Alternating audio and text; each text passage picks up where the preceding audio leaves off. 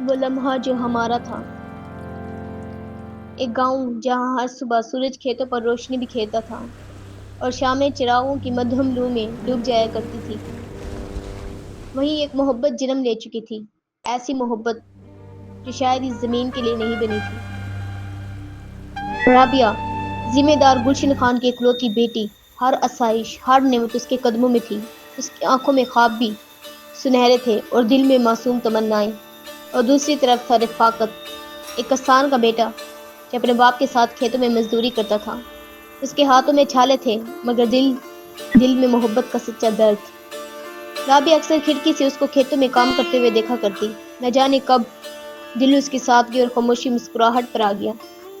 رفاقت نے بھی رابعہ کو کبھی کسی اور نظر سے نہ دیکھا۔ اس کے لیے وہ ایک خواب تھی، ایک چمکتا ہوا ستارہ جسے چھونا تو دور، صرف دیکھ لینا بھی نصیب کی بات تھی۔ پھر ایک دن بارش کی ایک خاموش شام، جب رابعہ گھر سے باہر نکلی تو اس کا پاؤں پھسل گیا۔ رفاقت جو وہیں قریب موجود تھا فوراً اس کی مدد کو آیا۔ اس لمحے میں کچھ ٹوٹا نہیں تھا مگر کچھ جڑ گیا تھا۔ یہ پہلا لمس تھا، پہلی بات اور محبت کے پہلے لفظ کا آغاز۔ رابعہ نے ہچکچاتے ہوئے شکریہ کہا اور رفاقت کی نظریں زمین میں گڑ گئی۔ آپ ٹھیک ہیں؟ اس نے دھیرے سے پوچھا۔ ہاں، بس دل تھوڑا سنبھالنا بھول گئی تھی، رابعہ نے مسکرا کر کہا۔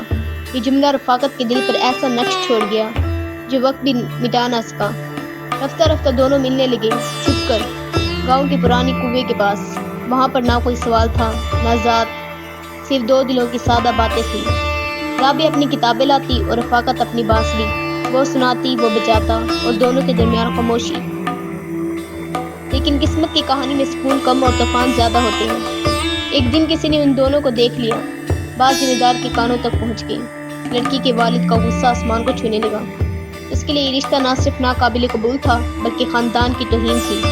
رابعہ کو کمرے میں بند کر دیا گیا اور رفاقت کے باپ کو دھمکی دی گئی کہ اگر اس کا بیٹا دوبارہ ذمہ دار کی بیٹی کے قریب آیا تو زمین ہی نہیں، سانس لینا بھی مشکل ہو جائے گا۔ رفاقت نے سب سنا، سب سہ لیا، مگر دل کا حال وہ صرف رابعہ جانتی تھی۔ ایک رات رابعہ نے چپکے سے رفاقت کو خط بھجوایا۔ کل رات وہی پرانا کنواں، ایک آخری بار۔ دونوں ملے اور آنکھوں میں صرف آنسو تھے۔ اگر میں تمہارے ساتھ نہ رہ سکی تو میرا دل تمہارے ساتھ رہے گا، رابعہ نے لرزتی آواز میں کہا۔ رفاقت نے اس کے ہاتھ کو تھاما۔ محبت کو قید نہیں کیا جا سکتا، ہم بچھڑ جائیں گے مگر یہ لمحہ ہمارا ہوگا، ہمیشہ۔ اس رات دونوں نے ایک دوسرے سے ہمیشہ کے لیے رخصت لی۔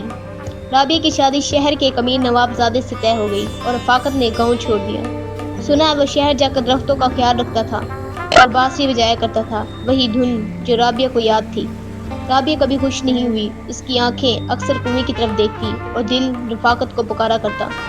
سالوں بعد ایک پرانی دکان کے شیشے میں ایک پینٹنگ رکھی تھی، ایک لڑکی اور لڑکا کنویں کے پاس، ہاتھوں میں ہاتھ، مگر چہروں پر جدائی کی پرچھائیاں۔ نیچے لکھا تھا، وہ لمحہ جو ہمارا تھا۔ یہ کہانی صرف ایک محبت کی نہیں، ایک سچائی کی ہے۔ ہر محبت کو انجام نہیں ملتا مگر وہ لمحے، وہ احساس ہمیشہ زندہ رہتے ہیں۔